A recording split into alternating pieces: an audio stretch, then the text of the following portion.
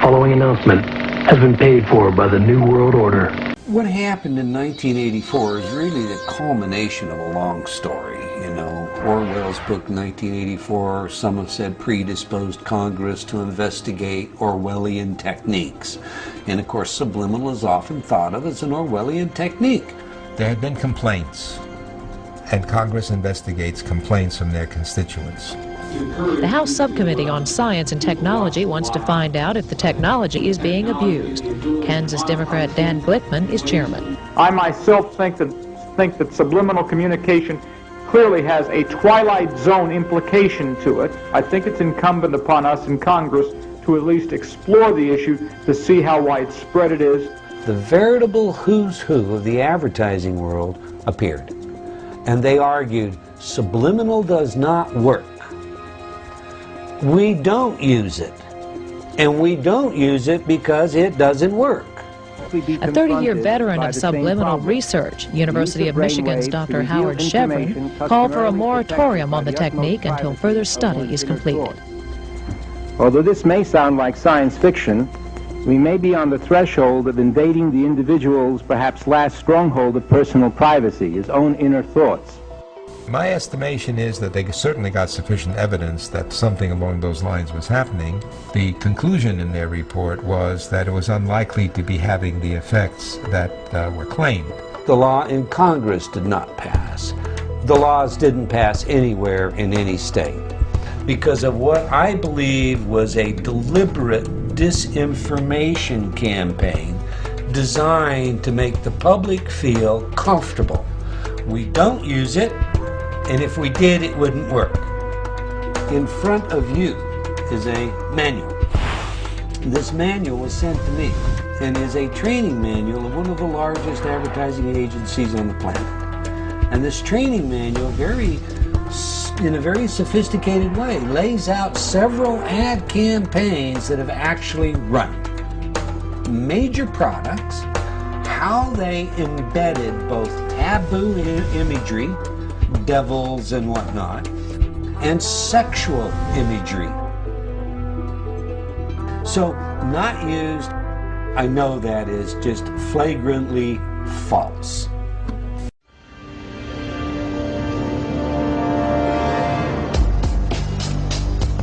The Matrix is a system, Neo. That system is our enemy.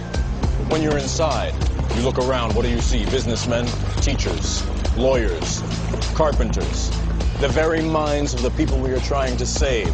But until we do, these people are still a part of that system, and that makes them our enemy. You have to understand, most of these people are not ready to be unplugged. And many of them are so inert, so hopelessly dependent on the system, that they will fight to protect it. Were you listening to me, Neo? Or were you looking at the woman in the red dress? I was. Look again.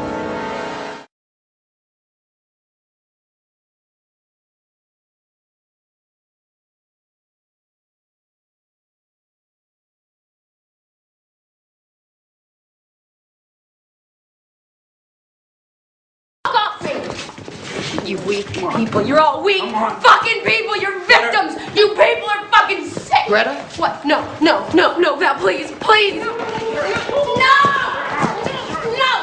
Lisa! Get her legs! Please! Groovy box. Oh. Yeah, they're French. The French resistance smoke them, I think.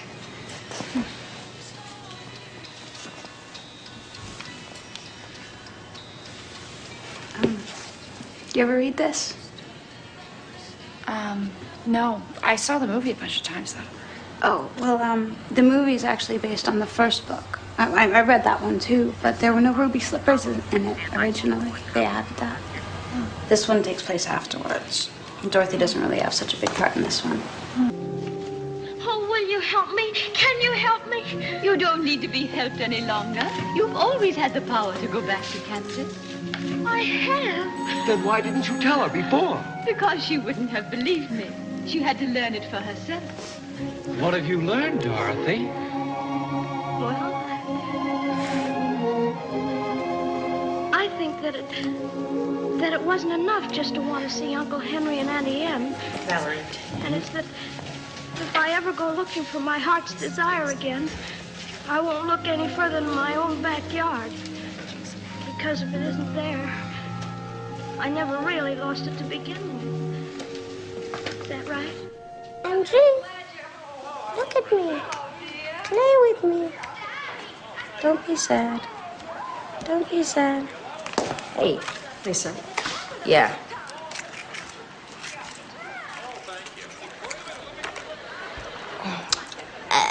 Thank you. Mm-hmm.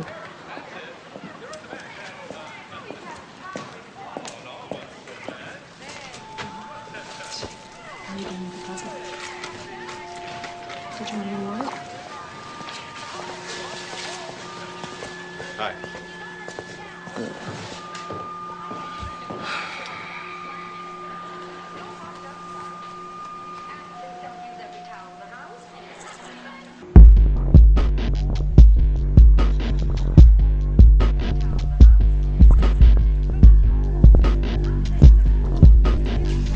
Susanna? What are these? Pullings. It's just a laxative. Oh, I don't know. I'm going to have a problem.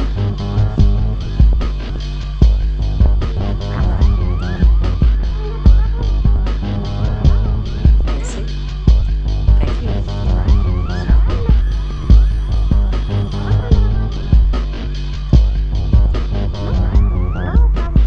Susanna, phone call booth 1.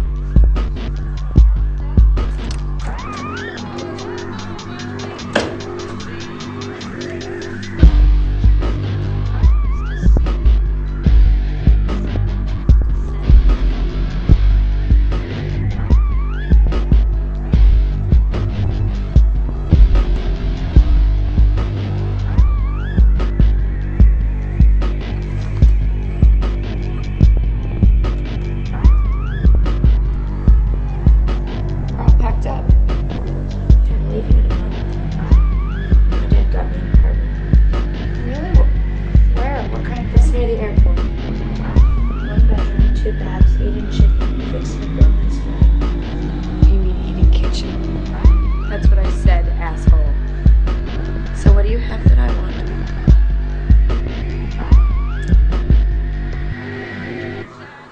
Put it on the bed and get out. Put yours on the bed. Oh, Jesus. Get out! Get out!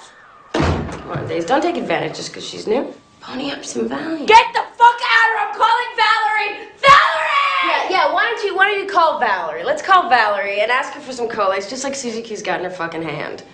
Why does it stink in here? I don't take Valium. I know, Daisy, that's the point.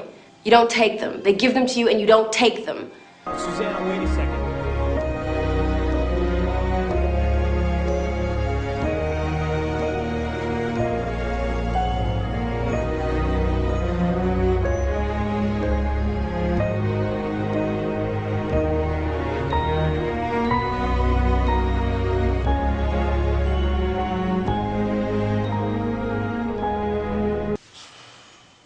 Quis hic locus quae regio, quae mundis plaga. What world is this? What kingdom? What shores of what worlds? It's a very big question you're faced with, Susanna. The choice of your life. How much will you indulge in your flaws? What are your flaws? Are they flaws? If you embrace them, will you commit yourself to hospital for life? Big questions, big decisions.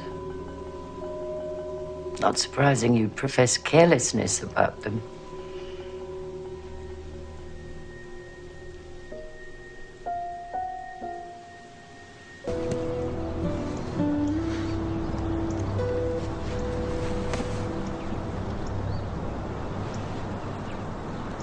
Remember me when you shave your legs.